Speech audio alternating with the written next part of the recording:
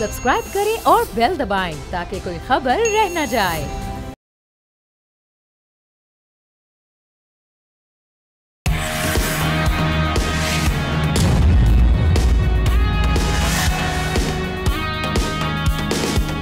अस्सलाम वालेकुम नाजरीन, आप देख रहे हैं न्यूज़ पंच। मैं हूं आमना खटाना।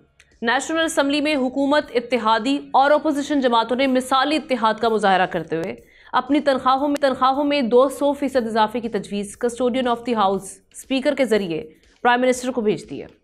खबरों के मुताबिक पाकिस्तान तहरीक इंसाफ के हिमायत याफ्ता 67 अरकान कौमी असम्बली ने सैलरीज में इजाफे के लिए एक तहरीरी दरख्वास्त जमा कराई थी, जिसकी मुस्लिम लीग नून, पीपल्स पार्टी और दीगर जमातों ने भी हिमायत की है। नेशनल असम्बली की फाइनेंस कमेटी ने अरकान कौमी असम्बली और सेनेटर्स की माहाना तनख्वाह और मरात 5,19,000 रुपये मुकर्रर करने की तजवीज़ मंजूर करके वज़ीर आज़म शहबाज शरीफ को हतमी मंजूरी के लिए भेज दी है। इससे कबल नाज़रीन, पंजाब असम्बली में भी हमने देखा कि अरकान ने तनख्वाहों और मरात में गैर मामूली इजाफे के लिए तमाम तर इख्तलाफात को एक तरफ रख दिया था। तनख्वाहों में कई 100% की शरह से इजाफा इस मुल्क में हो रहा है, जिसके अवाम टैक्सों की भरमार और अशिया ख़ोरनोश जैसे मामलात हम देख रहे हैं कि वहाँ पर महंगाई की वजह से हलकान दिखाई दे रहे हैं। गुर्बत और महंगाई की चक्की में पिसते करोड़ों पाकिस्तानियों के लिए इंतहाई हैरान कुन है।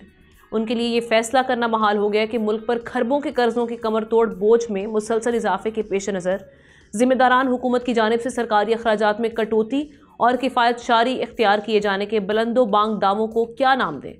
मईशत के इन हालात में नाजरीन, जब सिवाय नए कर्ज़ों के अखराजात पूरा करने का कोई चारा कार नहीं है, हुकूमती अखराजात में कमी होनी चाहिए थी। और वज़ीर आज़म पिछले कुछ अरसे के दौरान कई बार ऑस्टेरिटी यानी किफ़ायत शारी का भी कह चुके हैं, मगर इसके बावजूद अरकान पार्लिमान की तनख्वाहों में सैकड़ों फ़ीसद इजाफा एक सवालिया निशान है। और सवाल ये भी उठ रहा है कि जिन अरकान की तनख्वाहों मरात में इतना बड़ा इजाफा हो रहा है, उनकी पार्लिमानी क्या हैं। इसी हवाले से बात करने के लिए हमें एहतशामुल हक साहब, सीनियर तज्ज़ियाकार, उन्होंने ज्वाइन किए। साथ ही साथ हमने इन्वाइट किया मिर्ज़ा इख्तियार बेग साहब को, रुकन है फाइनेंस कमेटी के। उनसे इस हवाले से जानते हैं कि पहले तो ये जो फैसला होने जा रहा है, जो तीनों जमातें एक पेज पर आ गईं, जब हम बड़े बड़े मसाइल की बात करते रहे वहाँ तो हमें एक पेज नहीं दिखाई दिया, लेकिन ऐसे मसाइल में तमाम तर हम देख रहे हैं कि बड़ी यकजहती के साथ ये फैसला किया गया है। तो उस पर मिर्ज़ा साहब, आप क्या समझते हैं, ये सही है इन हालात में इस तरह की तजावीज़ सामने पेश करना? फाइनेंस कमेटी से भी अप्रूव हो गई। देखिए, पहली चीज़ तो यह है कि अरकान पार्लियामेंट की जो तनख्वाहें थी पहले 1-1.5 लाख, उससे ज्यादा वहाँ खर्चा हो जाता था। हमने कुक अपना रखा हुआ होता है, पेयर अपना सैलरी देते हैं, ड्राइवर अपने होता है, गाड़ी है, पेट्रोल है, फिर यूटिलिटीज बिल है, उसमें बिजली, गैस के बिल, टेलीफोन। आप बिलीव करें, और मैं ये बात बिल्कुल वहाँ कल्ला बात कर रहा हूँ कि उससे बहुत ज्यादा यूटिलिटी बिल्स और रेंटल और दूसरी चीजों की अदायगियां हो जाती थी। तो उससे ये होता था कि कुछ पार्लियामेंट बेचारों के लिए मुश्किल यकीनन हो जाता था कि ये वो अपना महीने का बिल भी पे करें, नौकरों को भी तनख्वाहें दें और अपना गुजारा भी हो उनका। इसी दौरान पंजाब, KPK और बलूचिस्तान ने अपनी सूबाई असम्बलियों में जो अरकान है और काबीना, उनकी तनख्वाहें किसी ने 600% बढ़ाई, किसी ने 400% बढ़ाई, और वो अप्रूव हो गया वहाँ पे। हमने नहीं बढ़ाई थी। अब एक फिर यहाँ पे भी ये हुआ कि जी, जब सूबाई असम्बलियों में बढ़ाई गई हैं, और तो हम उनकी तरह तो नहीं, उनसे आधा कम अज कम अगर हम करते हैं तो ये एक रीजनेबल होगा। तो जो अमाउंट आप बतला रहे हैं उसमें फिर टैक्सेस वगैरह भी दिए जाएंगे, और वो एक खातिर खा रकम है जो हुकूमत की टैक्सों की मद में इसमें से मिन्हा होती है, डिडक्ट होती है। तो ये वो 500 और 400% नहीं है, ये 600 और 120%। अच्छा सर, लेकिन हम ये देख रहे हैं कि जहाँ पे ये कहा जा रहा है कि एक जानिब हम सैलरीड क्लास देख रहे हैं, उस पर दिन ब दिन टैक्स में इजाफा हो रहा है, बाकी जो हम अशिया ख़ोरनोश देखते हैं, जो आपकी बेसिक नीड्स हैं, उनमें हम टैक्स बढ़ा देते हैं कि क्योंकि हम कहते हैं कि हमारे पास चारा कोई नहीं है। देखिए, मैं इस बात का मुझे ना कोई खुशी है ना मैं इतना कायल हूँ, क्योंकि अल्लाह का करम है, हमने अब तक खुद ही अपने पास से ये सब बिल्स और ये यूटिलिटी बिल्स और किराए और सर्वेंट्स की तनख्वाहें ये दी हैं, पेट्रोल के बहुत फतीर होते हैं, बिल वो दिए हैं, लेकिन तब पार्लियामेंट की माली हैसियत वो नहीं होती जो हर चीज अपने पॉकेट से अफोर्ड करके और वो अपना फंक्शन भी अंजाम दे। तो वहां फिर आपको कहीं ना कहीं नजर आता है कि जी कोई कमी बेशी या कोई लैकिंग नजर आती है। तो बिल्कुल ये सूबाई असम्बलियों के मुकाबले में आधा भी नहीं है, और वफाकी सेक्रेटरी जो ऑलरेडी ले रहे हैं कई सालों के, उसके बराबर किया गया है। मैं समझता हूँ कि अरकान पार्लियामेंट का जो स्टेटस है वो एक एक वफाकी सेक्रेटरी से बराबर या उससे बड़ा बनता है, क्योंकि हम सेक्रेटरीज वफाकी आते हैं, प्रेजेंटेशन देते हैं स्टैंडिंग कमेटीज में। तो आपको ये सब चीजें सामने रखनी होंगी। ये बात है कि बहुत अरसे के बाद उसको तनख्वाह बढ़ाई गई, लेकिन यकीनन ये उन लोगों के लिए एक अच्छी ओमेन नहीं है। चलें, आप ये कह रहे हैं, वैसे आप इस हक में नहीं है, लेकिन फिर आप ये भी कह रहे हैं कि जी अगर हम एक जानिब उनका मुवाजना कर लें बाकी जो सूबाई असम्बलियाँ उनसे, एहतशाम साहब, तो वो कह रहे हैं उस लिहाज से तो कुछ भी नहीं है फिर ये। लेकिन हम ये बात करें एहतशाम साहब, जहाँ पर फिर FBR में भी तनकीद नहीं बनती। वो भी कह रहे हैं कि साल हमारी जो गाड़ियाँ वो तो हमने इस्तेमाल के लिए, नॉन फाइलर्स जो हैं उनके अगेंस्ट जो कार्रवाइयाँ करनी है उसके लिए हमने ये यूज़ में लाने के लिए करनी है। तो फिर FBR का भी स्टांस ठीक है, फिर सारे अपने अपने खर्चे निकालते रहेंगे और लोग, फिर ये होगा कि बिजली के बिल पर लोग खुदकुशियाँ करते रहेंगे, जो पिछले साल हमने देखा। ज़्यादा देर जाने की बात नहीं है, दूर जाने की। अब ना आयरनी मेरी नज़र में ज़्यादा ये है कि जब इस तरह की मंजूरी ली जाती है और फिर अदारों की FBR की बात की आपने, देखे ना अभी जो पिछले अरसे में, मेरा ख्याल है अगर मैं गलत नहीं हूँ तो PDM की पहली जो हुकूमत बनी थी उस वक्त ये शुरू किया गया था कि अदारे अपने तौर पे फ़ैसले कर सकते हैं, तनख्वाहें बढ़ानी है, गाड़ियाँ लेनी है, इसी का सारा FBR ले रहा है इस वक्त। तो 1010 गाड़ियाँ 6 बिलियन की जो खर्च करनी है, खर्च करके लेनी है, और एक ख़ास अदारे से, एक ख़ास मोटर कंपनी से आपने लेनी है, उसमें कमीशन कितनी है, किकबैक कितनी है, उसकी परवाह नहीं। अगले दिन कराची में FBR के चेयरमैन ने कह दिया नथिंग डूइंग, हम नहीं करना। देखिए, एक तो अदारों को एक ब्लैंकेट कवर दे दिया, जो मर्ज़ी आप करें। अब ना देखें, मुझे इस वक्त ख्वाजा आसिफ साहब का बड़ा वो मारूफ जुमला याद आ रहा है, कोई शर्म होती है, कोई हया होती है। भाई आप खुदा का वास्ता है, या तो ये तनख्वाहें बढ़ाएं ना, हर चीज़ की एक टाइमिंग होती है। एक तरफ आलम यह है कि आपका 400 अरब से ज़्यादा का शॉर्टफॉल है रेवेन्यू का, वो पूरा नहीं हो रहा, और आपकी हालत ये है कि सारी दुनिया कह रही है कि साइज ऑफ द गवर्नमेंट कम होना चाहिए। हुकूमत कहती है जी हाँ, कम होने के बजाय 25 से 30% साइज़ बढ़ा दिया गया इसी दौरे हुकूमत में। अब मुझे बताएं, अब आपके पास आधा बजट आपका बाहर से पैसा मांग के तो आप उसको पूरा कर रहे होते। और फिर आमना, मुझे ज़्यादा जिस बात का दुख है, आपने बड़ा सही कहा, मिसाली इत्तेहाद का मुजाहरा किया है इन पार्लियामेंटेरियन ने। अब मैं मिर्ज़ा ख्यार साहब बड़े काबिल एहतराम हमारे दोस्त हैं, लेकिन आमना देखें 90% से ज़्यादा ये वो लोग हैं जो 40 से 50 करोड़ रुपये अपना इलेक्शन जीत के आते हैं, खर्च करके अपनी ज़ात से। और फिर इनके ऊपर आप देखें नवाज़ात पहले से क्या है, टिकट फ्री होता है आने जाने का, TADA मिलता है। इन्हें तो चाहिए कि कहीं जी मुल्क के हालात ऐसे, हमने नहीं करना। लेकिन आमना, मुझे तो दुख है कि एक आदमी भी नहीं है जिसने खड़े होकर कहा हो कि जी। ऑस्टेरिटी की बात करते हैं मिर्ज़ा साहब, आप क्या समझते हैं कि प्राइम मिनिस्टर साहब इस बार कुछ वाकई करके दिखाएंगे इस सिलसिले में, वो आगे बढ़ें और वो कहें जी नहीं, बहुत मामलात ख़राब हैं, अभी मुश्किल हालात हैं, हम इकॉनमी को ठीक करने के ट्रैक पर हैं, तो अभी हम नहीं बढ़ा सकते। उस पर फिर जो अरकान है वो सब्र करेंगे, साबिर होंगे अगर प्राइम मिनिस्टर ये? देखिए, वज़ीर आज़म साहब की जो पॉलिसी है किफ़ायत शायरी की, जिस पे पूरे मुल्क में जो चीज़ें सामने आई हैं कि जो मुलाजमतें 10-10 साल 8-8 साल से खाली थी, वो पोस्टें जो हैं वो बिल्कुल उस पर नई मुलाजमतें नहीं दी जा सकती, वो ख़त्म कर दी गई हैं। पेंशन में डबल पेंशन वगैरह, जो पेंशन का बिल बिल्कुल आउट हो गया था, ब्लूम हो गया था, उसमें भी उन्होंने एक पेंशन का सिस्टम हुकूमत ने और काबीना ने अप्रूव किया है। वो इदारे जो नुकसान में, हुकूमती इदारे जो नुकसान में चलने वाले थे, उनकी खासतौर से डिस्कोस की निचकारी के लिए हमने SOEs के बोर्ड ऑफ डायरेक्टर्स को बदला है, उसमें कानून पास किए गए हैं ताकि वो डिस्को जहाँ लॉसेस हो रहे हैं TAD के। मेरा साहब, नेट इफेक्ट क्या है? अभी आप मुझे पेंशन को अगर आप काट रहे हैं तो वो अपनी कौन सी जेब से काटेंगे?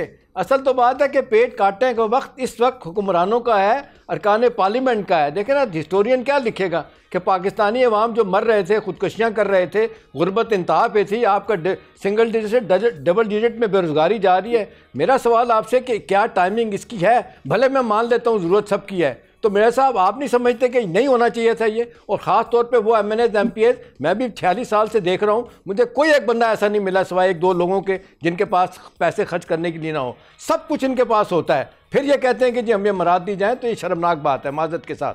जी देखिए, ये सूबाई असम्बलियों से चीज शुरू हुई थी और वहां पे आपने देखा जिस अंदाज में तनख्वाहें बढ़ाई गई, वो आपको एक क्वांटम खुद नजर आ जाएगा। यहाँ पे आज कितने महीनों के बाद बहस करने के बाद स्पीकर साहब ने, दूसरे जो मुतल्लिका लोग हैं, वो भी गलत हुआ था मिर्जा साहब, वो भी नहीं होना चाहिए था। असम्बली, पंजाब असम्बली का नहीं होना चाहिए था। पंजाब असम्बली को बना के मौका हम कहेंगे जी पार्लियामेंट के इनकी भी तनख्वाहें बढ़ाई जाए, मेरा ख्याल है ये कोई बात नहीं है जी। तो रिव्यू करना है तो सबको रिव्यू करना चाहिए।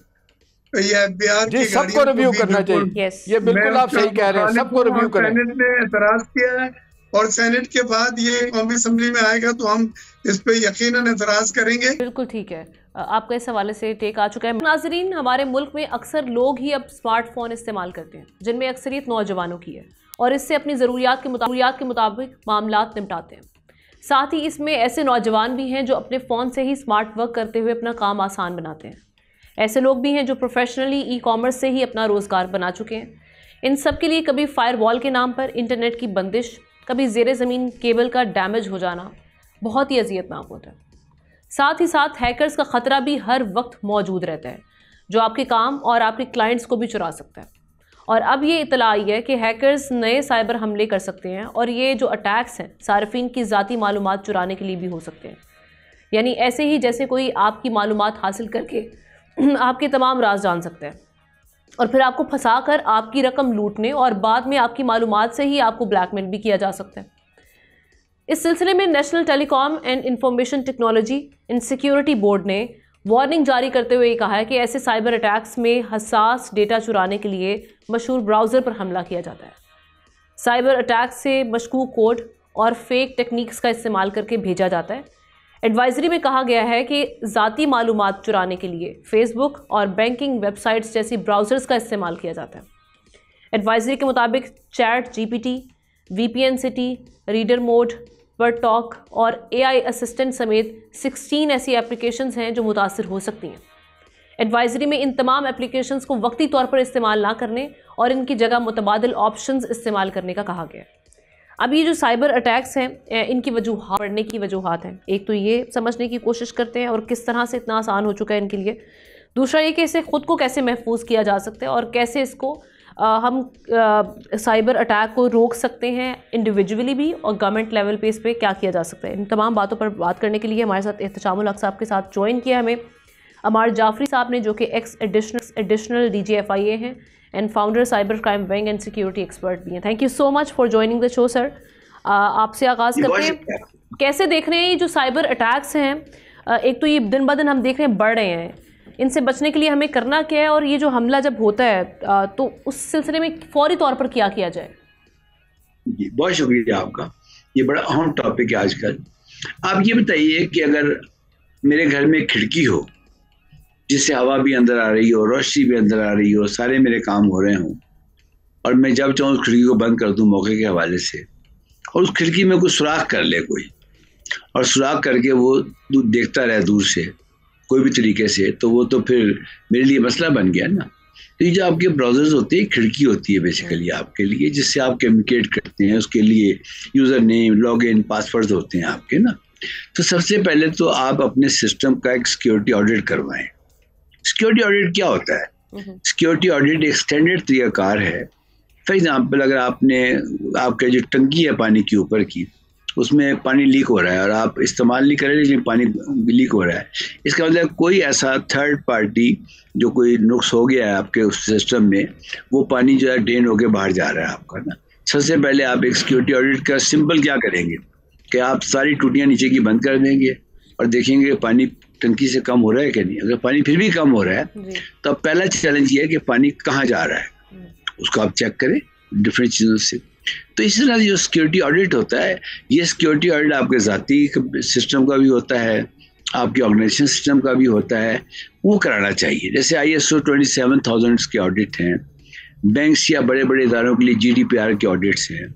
ये तमाम वो चीज़ें हैं जिसको करना न सिर्फ ज़रूरी है बल्कि अब ये जिम्मेदारी बन गई है। कमिंग बैक टू दी जो आपने NTISB का जिक्र किया, ज़ाहिर है ये वो इदारे हैं जिसमें PTA भी है, नेशनल सर्ट भी है, NTISB भी है, FIA भी है, मिनिस्ट्री ऑफ इंफॉर्मेशन टेक्नोलॉजी भी है। ये सब एक निगाह रखे हुए हैं इसके ऊपर ना। लेकिन जिस चीज़ को मैं गवर्नमेंट को गाइड करना चाहूँगा आपके प्रोग्राम के रेफरेंस से, देखिए मैं फाउंडिंग हेड हूँ NR3C का, जो बाद में साइबर विंग बना है FIA का। NR3 से बनता था national response centre for cyber crimes, जिसको मैंने हेड किया बड़े अरसे। उसमें हम तमाम लोगों को मिल के लेके चलते थे। मुझे लगता है कि इस वक्त पाकिस्तान की साइबर सिक्योरिटी के, यानी साइबर क्राइम और चीज़ है, वो FIA कर रही है अंडर पीका, वो चीज़ें डिफरेंट चल रही है। हम आज बात कर रहे हैं साइबर सिक्योरिटी। जब हम साइबर सिक्योरिटी की बात कर रहे हैं तो हम एक घर की बात भी कर रहे हैं, हम इदारों की बात भी कर रहे हैं, और हम पूरा एक सिविल सोसाइटी की बात भी कर रहे हैं। तो पहली बात तो ये है कि साइबर सिक्योरिटी एक शेयर्ड रिस्पॉन्सिबिलिटी है, जिसमें मीडिया का अपनी जिम्मेदारी है। ये काम हम सिर्फ गवर्नमेंट को नहीं दे सकते, यदि गवर्नमेंट करे ये काम। लेकिन इन्होंने एडवाइजरी इशू की है। एडवाइजरी क्या होती है कि भाई एक नसीहत है, जैसे एक नसीहत है झूठ ना बोलो, क्या बात बता दिए झूठ ना बोलो, सर्दी में बाहर मत निकलो टोपी पहने बगैर, एडवाइजरी है ना ये। तो अमल किसने करना है? आप लोगों ने करना है जो हम इस पे इंटरनेट यूज़ कर रहे हैं। अभी जो इंटरनेट के बगैर गुजारा भी नहीं है, और जब हमने दुनिया के साथ हम कदम होकर चल रहे हैं तो ऑब्वियसली ना तो हम ये अफोर्ड कर सकते हैं कि इंटरनेट को बिल्कुल उसका इस्तेमाल कम कर दिया जाए, ऐप्स पर पाबंदी लगा दी जाए, उसकी स्पीड स्लो कर दी जाए। फिर हम साइबर अटैक्स को कहीं ना कहीं यहाँ पर कहते हैं जी वो बढ़ गए हैं, हमले बढ़ रहे हैं, उससे आपकी जो प्राइवेसी है वो मुतासर हो रही है। अब ये चैलेंज है, हमने ना तो इसके बगैर चलना है, लेकिन इस चैलेंज के साथ कोप अप कैसे कर रहे हैं। मैं चाहूँगी आप क्विकली ये बताइएगा कि एक तो गवर्नमेंट लेवल पे और इंडिविजुअली हम अपनी प्राइवेसी को किस तरह से बचा भी सकते हैं। देखिए सबसे पहली बात तो ये है कि जो शख्स भी इंटरनेट इस्तेमाल कर रहा है ना, वो ये समझे कि वो इसके दो एंड्स हैं, एक इसका सेंडिंग एंड है, एक इसका रिसीविंग एंड है। ठीक है, अब जितनी भी ट्रैफिक आपकी चलती है ना इस इंटरनेट के ऊपर, आपको नजर तो नहीं आती ना। अगर सड़क पे अभी गाड़ी जा रही है, देख सकते हैं किस स्पीड से जा रही है, कैसे जा रही है, कहाँ चली, कहाँ पहुंची। इंटरनेट पर तो पैकेट नजर नहीं आ रहे होते आपको ना, इंटरनेट के पैकेट तो दुनिया को नजर आ रहे होते हैं। जो चीज़ आपसे मख्फी है, यानी आपको नजर नहीं आ रही, वो दुनिया देख रही होती है। एक चीज़ है सोशल इंजीनियरिंग। अगर सोशल इंजीनियरिंग करते हैं कि कौन सा बंदा केयरलेस है, कौन सा बंदा केयरफुल है, कौन अपनी पब्लिक चीज़ें डाल रहा है, कौन प्राइवेट चीज़ें डाल रहा है, और बाकायदा इन्हीं अभी आप देखें रोज़ लोग फेस कर रहे हैं। एक कॉल आएगी, मैं FIA से बोल रहा हूँ जी फला मालूमात दे, आप कहें नहीं मैं नहीं देता। वो बैंक से, मैं आपके बैंक से बोल रहा हूँ ट्रांजेक्शन आपकी रोक ली, या फला मालूमात दें, तो कहेगा नहीं जी, वो उससे बात, मैं स्टेट बैंक से बोल रहा हूँ जी अब नहीं करेंगे तो पुलिस आ जाएगी। और ये सब लोग एक कमरे में बैठे होते हैं। ये अवेयरनेस देना मैं समझता हूँ मीडिया की जिम्मेदारी है। और इसके ऊपर एक आखिरी बात मैं ये करना चाहूँ, क्योंकि हमने लफ्ज़ को इस्तेमाल किया है, वो ये है कि साइबर सिक्योरिटी हमारी शेयर्ड जिम्मेदारी है, किसी अकेले की नहीं है, गवर्नमेंट की नहीं है अकेले की। अगर कोई ऐसा सोचता है जी PTA ने कह दिया, NTISB ने कह दिया, नेशनल सर्ट ने कह दिया, नहीं, वो अपना काम करते रहे। हम सबको मिलके अपने बच्चों पे, मैं फिर रिपीट करूंगा, छोटे बच्चों को बचाएं। ये जो वालिदैन बच्चों के हाथ में फ़ोन दे के अपने गब्बे मारते हैं, बच्चा खेल रहा है, बड़ा डेंजरस काम है। इसको प्लीज़ रोकें, इसके ऊपर अवेयरनेस कैंपेन्स चलाएं। मेरे इदारे का नाम है पाकिस्तान इंफॉर्मेशन सिक्योरिटी एसोसिएशन, जो नॉट फॉर प्रॉफिट है, जो आपने सिक्योरिटी एक्सपर्ट का नाम नहीं है, मेरी फॉर प्रॉफिट कंपनी है। पैसे के साथ मिलकर हम बहुत बड़े बड़े काम कर रहे हैं। बारहा ये बहुत बड़ा चैलेंज है हमारे लिए इस वक्त, और इस पर काम करना बेहद ज़रूरी है। जिस तरह से आपने बात की कि मीडिया अवेयरनेस इस पर बहुत ज़्यादा ज़रूरी है, शेयर्ड रिस्पॉन्सिबिलिटी है हमारी, हम सबकी, कि हमने किस तरह से अपने आप को सेफ एंड सिक्योर बनाना है। थैंक यू सो मच अमार साहब। एक ब्रेक लेते हैं, ब्रेक के बाद एक और अहम story with a new guest Ehtesham साहब हमारे साथी होंगे। ब्रेक लेते हैं।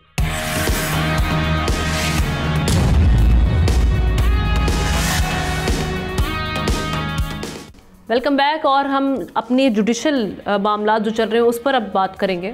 जस्टिस मंसूर अली शाह ने नाजरीन और जस्टिस अकील अब्बासी पर मुश्तमिल बेंच ने एडिशनल रजिस्ट्रार तौहीन अदालत केस का आज फैसला सुना दिया। जस्टिस मंसूर अली शाह ने अपने फैसले में कहा है कि कोर्ट के सामने इब्तदाई तौर पर 2 सवालात थे। पहला सवाल ये था कि क्या कोई मुकदमा जिस पर जुज़वी समाअत हो चुकी हो बेंच से वापस लिया जा सकता है। अदालत इस नतीजे पर पहुंची है कि ऐसा मुकदमा वापस या डी लिस्ट नहीं किया जा सकता। दूसरा सवाल ये था कि क्या इंतज़ामी ऑर्डर से अदालती ऑर्डर को ख़त्म किया जा सकता है। अदालत इस नतीजे पर पहुंची है कि इंतज़ामी ऑर्डर से जुडिशल ऑर्डर को ख़त्म नहीं किया जा सकता। फैसले में कहा गया है कि एडिशनल रजिस्ट्रार जुडिशल ने जानबूझकर अदालती अहकामात की खिलाफ वर्जी नहीं की। ऐसा सबूत नहीं मिला कि जिससे जाहिर हो कि एडिशनल रजिस्ट्रार जुडिशल का मुकदमे से कोई ज़ाती मफाद है। एडिशनल रजिस्ट्रार जुडिशल की जानिब से बदनीयती का सबूत नहीं मिला और साथ ही साथ जो एडिशनल रजिस्ट्रार हैं उनके खिलाफ जो शो कॉज नोटिस अब वापस लिया जाता है। जस्टिस मंसूर अली शाह ने फैसले में मजीद कहा कि बादियो नज़र में दोनों जजेस कमेटियों ने जुडिशल ऑर्डर नज़रअंदाज किया, केस बेंच से वापस लिया। दोनों कमेटियों के खिलाफ तौहीन अदालत के मामले पर फुल कोर्ट बेंच तश्कील दिया जाए। दोनों कमेटियों के खिलाफ मामला फुल कोर्ट की तश्कील के लिए चीफ जस्टिस जाता है। अब इस मामले पे एक तो इस टेक हम लेंगे, हमारे साथ माहिर कानून हाफिज़ एहसान अहमद साहब ने भी ज्वाइन किया है, तशामुल हक साहब हमारे साथ ही हैं। अब ये जो आज का जो ऑर्डर आया है इसको किस तरह से देखेंगे हम, और ये आगे जाके ये मामला क्या रुख इख्तियार करेगा। हाफिज़ साहब आपसे आगाज़ करते हैं, कैसे देख रहे हैं आप?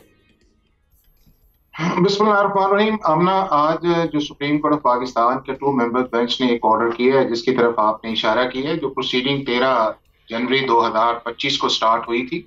और बुनियादी बात यह थी कि क्या पाकिस्तान का जो रेगुलर बेंच है उसे कॉन्स्टिट्यूशनल मैटर सुनने का या वायरीज ऑफ लॉ का इख्तियार हासिल है, जो कि आर्टिकल 191A की क्लॉज 3 या क्लॉज 5 जो है उन्हें बार करती है। लेकिन पाकिस्तान की सुप्रीम कोर्ट ने आज ऑर्डर किया। मैं समझता हूँ उनके 5 एरियाज के अंदर उन्होंने जाके ये ऑर्डर किया है।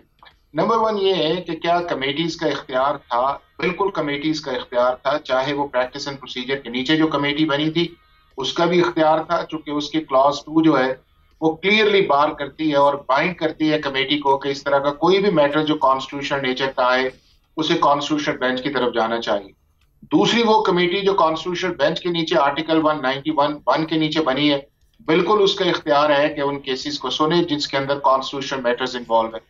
तीसरा उसके अंदर ये है कि क्या रजिस्ट्रार ने, एडिशनल रजिस्ट्रार ने जिस ऑर्डर की कंप्लायंस की, क्या वो कॉन्स्टिट्यूशनली या लीगली बाउंड था?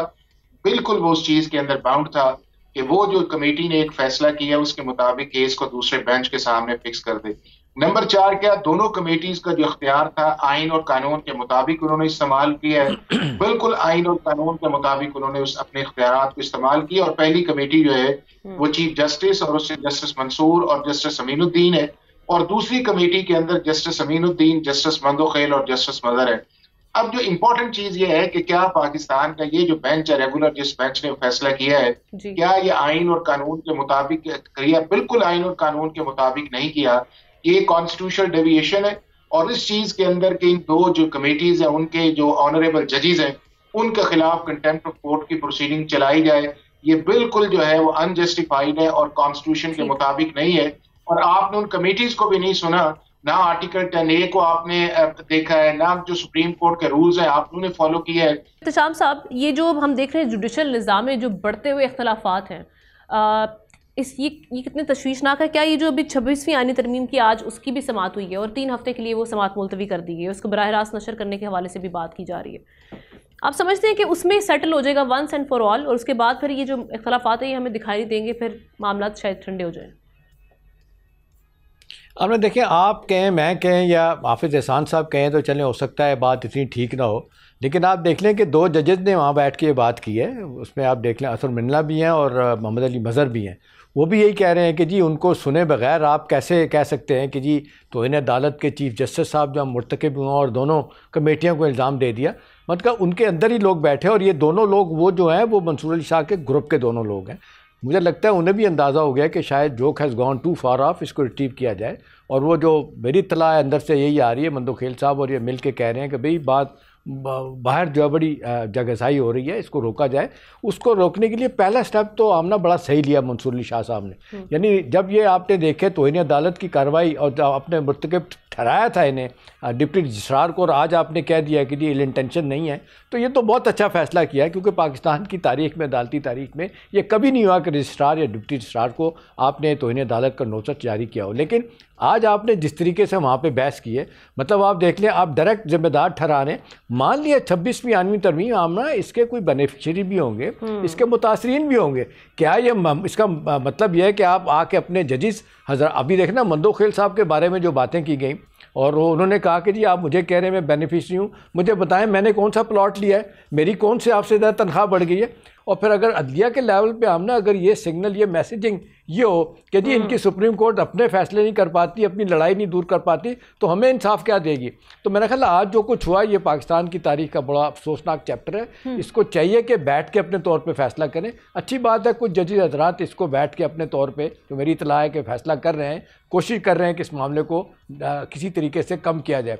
लेकिन मंसूर अली शाह साहब लगता है बहुत गुस्से में, वो दूसरी बात सुनने के लिए तैयार है। नतीजतन ये मामला ख़राबी की तरफ जा रहा है, और जिस तरह बाकी अदारे पोलिटिसाइज हैं, रेडिकलाइज हैं, डिवाइडेड हैं, आप जी अगर वैसे ही हैं, आपसे इंप्रेशन यानी सुप्रीम कोर्ट से आमना अगर इंप्रेशन जाएगा तो ये मुल्क के लिए अच्छा नहीं है। तो इसको चाहिए कि अपने तौर हल तो निकाला होगा। मैंने हाफिज साहब से पिछली हमारी जब इस हवाले से जो नशिस्त हुई थी, प्रोग्राम में जो बात हुई थी, मैंने 27वीं तरमीम के हवाले से सवाल रखा था। मैं चाहूँगी कि आज भी हम ये सवाल करें कि 27वीं तरमीम आप समझते हैं हाफिज साहब इस मसले का कहीं ना कहीं हल है? कुछ सुकम के बारे में तो सारे ही कहते रहे, माहिर कानून भी कहते रहे हैं कि जी ये इसमें कुछ सुकम है 26वीं आईनी तरमीम में, ये आप देख रहे हैं कि ये हल है? और दूसरा अगर ये आती है तो ये कब तक एक्सपेक्टेड है?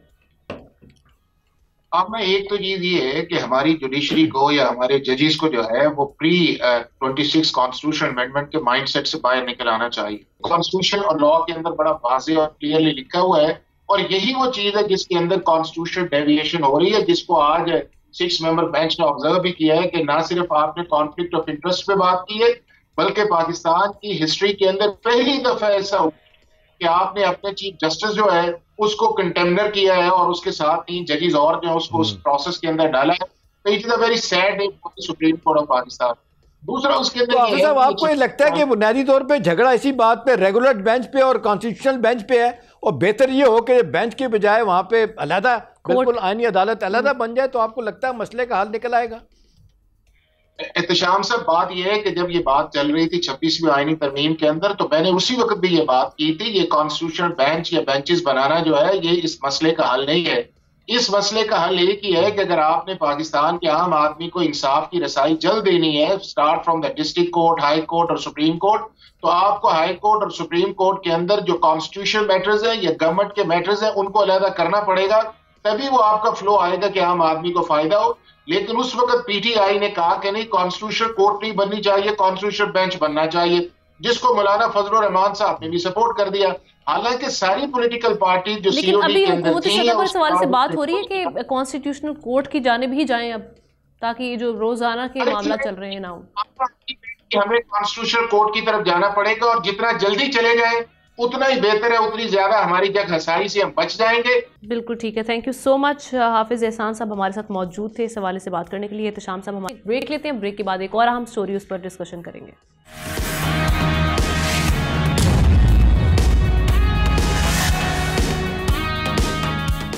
Welcome back. पड़ोसी मुल्क अफगानिस्तान की बात करें तो दुनिया के किसी मुल्क ने अफगानिस्तान में कायम होने वाली तालिबान हुकूमत को तस्लीम नहीं किया। अमेरिका ने अफगानिस्तान में 20 साल से ज़ायद तक जंग मुसल्लत की, और जब से अफगान ज़मीन छोड़कर गया है तब भी अफगानिस्तान में मौजूद अमरीकियों की तलाश में रहता है। नए अमरीकी सदर डोनाल्ड ट्रंप अपनी तकारीर और सोशल मीडिया पर धमकियां देने के लिए जाने जाते हैं नाजरीन, लेकिन वो बैरून मुल्क अमरीकी फ़ौजी मुदाखलतों के ख़िलाफ़ भी हैं, और उन्होंने ये भी कहा है कि वो पीस मेकर बनने की ख्वाहिश रखते हैं। अमरीकी सदर ट्रंप अपनी इससे पहले की सदारत में भी अफगानिस्तान से जंग के बजाय बराह रास्त मुज़ाकरात चाहते थे। नई बात यह है कि हफ्ते को अमरीकी वज़ीर ख़ारजा मार्को रूबियो ने सोशल मीडिया पर एक बयान में कहा कि सुनने में आया है कि तालिबान के पास मज़ीद अमरीकी हॉस्टेजेस हैं। अगर ये सच है तो हम फौरी तौर पर उनके रहनुमाओं पर बड़े इनाम का ऐलान करेंगे, जो मुमकिन तौर पर इससे भी ज़्यादा होगा जिसका ऐलान हमने उसामा बिन लादेन के लिए किया था। ये बयान नाज़रीन एक ऐसे वक्त में आया है जब कुछ रोज़ कबल अफ़गान तालिबान हुकूमत और अमरीका के दरमियान हॉस्टेजेस का तबादला हुआ है। ये साबिक अमरीकी सदर जो बाइडन के दौर के अख्ताम पर किए गए इक़दामात में से एक था।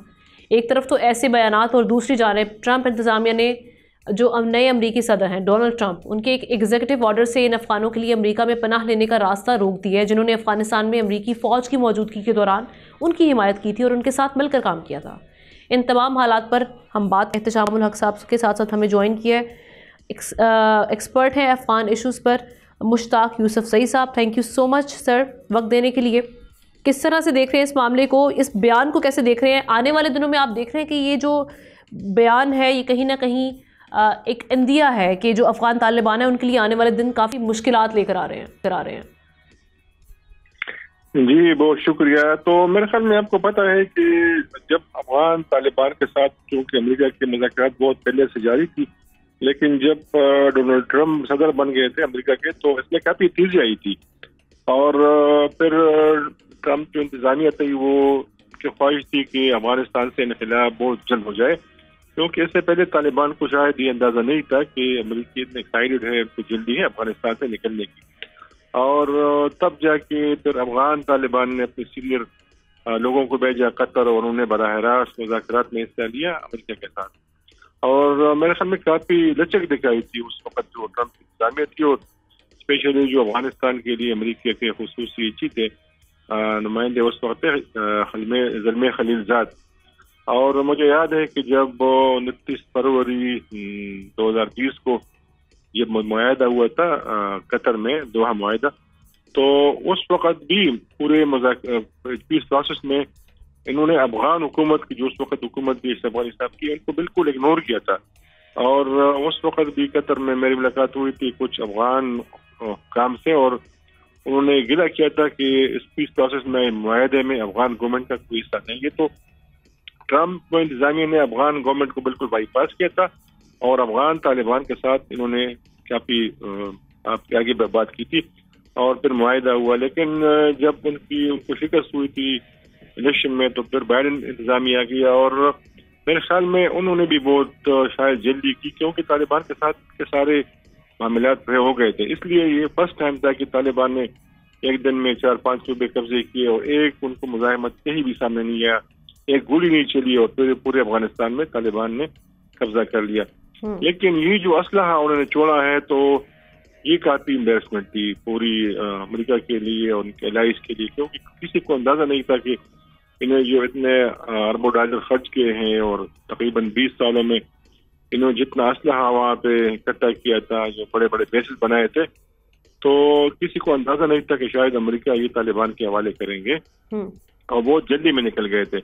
अब चूंकि तालिबान ने काफी इस्तेकाम किया, फिर उनकी मुलाकातें हुई और उस वक्त भी मुझे याद है कि फिर ट्रंप ने बरादर से खुसूसी बात की थी, बराह रास्त उनके साथ उन्होंने बात की थी और उस वक्त भी अमेरिका ने कहा था ट्रंप ने कि अमेरिका चाहता है कि अफगानिस्तान की मदद करे, तालिबान की मदद करे अफगानिस्तान की रिकंस्ट्रक्शन में, और काफी इनके साथ दरमियान दोस्ती थी।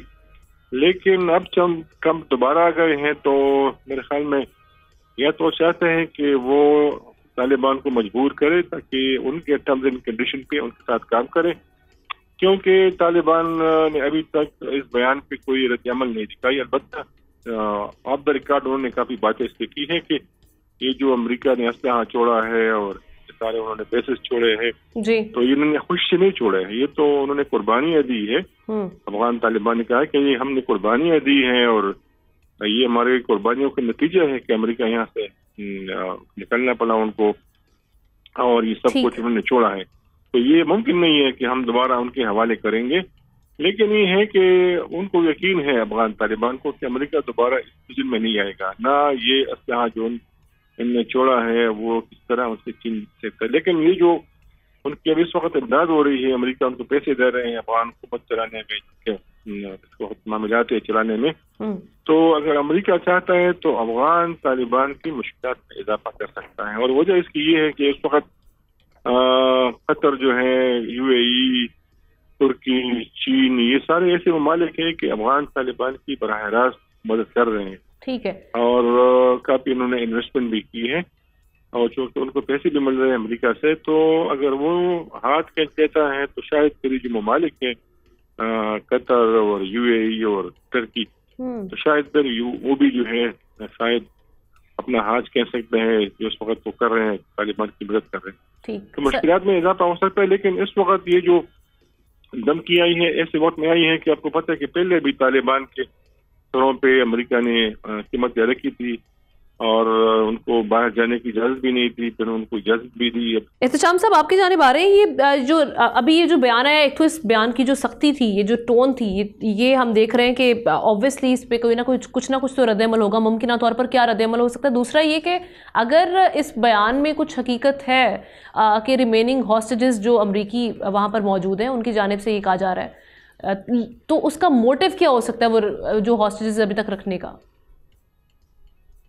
देखिए, हमने पहली बात तो यह है कि बाइडेन एडमिनिस्ट्रेशन चली गई है, उस पर टोटल जिसको कहते हैं नो कॉन्फिडेंस है मौजूदा ट्रंप एडमिनिस्ट्रेशन का।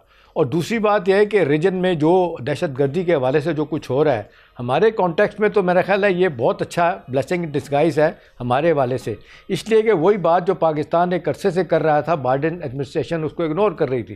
ट्रंप साहब ने आके कहा कि नहीं ठीक है, ये दहशतगर्दी का मामला ख़त्म होना चाहिए, और ये जो 45 से 60 मिलियन डॉलर हर हफ्ते दिया जा रहा था, और जो उन्होंने कहा है कि जी बैरूनी इमदाद फॉर द टाइम बिंग बंद है, ट्रंप ने कहा, तो इसका तो उन्हें पता चलेगा ना तालिबान को, अफगान तालिबान को। लेकिन साथ ही दहशतगर्दी के हवाले से जो सख्त ट्रंप साहब का रवैया है वो डेफिनेटली हिंदुस्तान को भी इफ़ेक्ट करेगा, जो रॉ के साथ मिल जो है अफगान अपना इंटेलिजेंस एजेंसी के साथ मिल के पाकिस्तान में दहशतगर्दी करवाते हैं।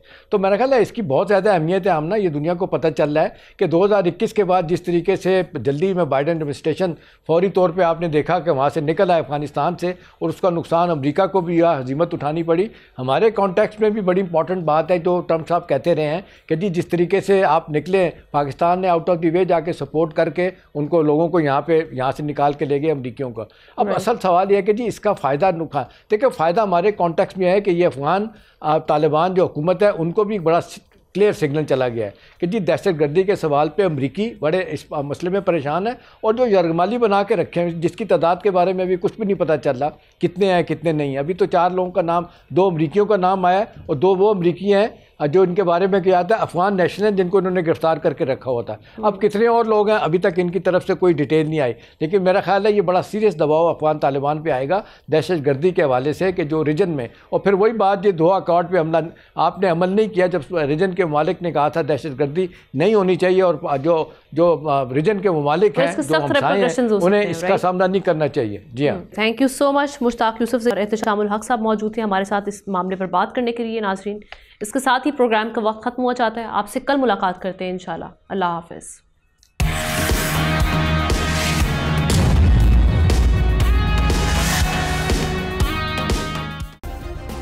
सब्सक्राइब करें और बेल दबाएं ताकि कोई खबर रह न जाए।